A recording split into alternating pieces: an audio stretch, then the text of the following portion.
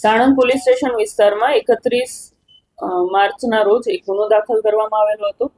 જે ગુનાની હકીકત એવી છે કે 85 વર્ષના વૃદ્ધ જે છે એ સાણંદથી બાવળા રોડ પર ચાલતા ચાલતા પોતાના ઘરે જઈ રહ્યા હતા.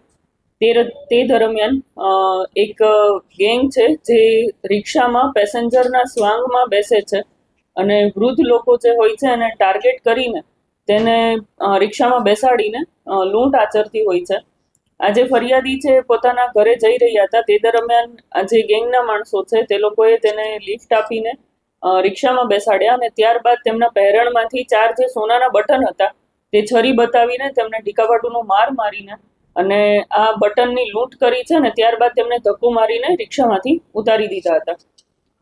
આ ઘટનાની જાણ થતાં તાત્કાલિક સાણંદ પોલીસ ઘટના સ્થળે પહોંચી ગયેલી અને 31 માર્ચના રોજ આ સમગ્ર ઘટનામાં લૂંટનો ગુનો દાખલ કરેલો છે.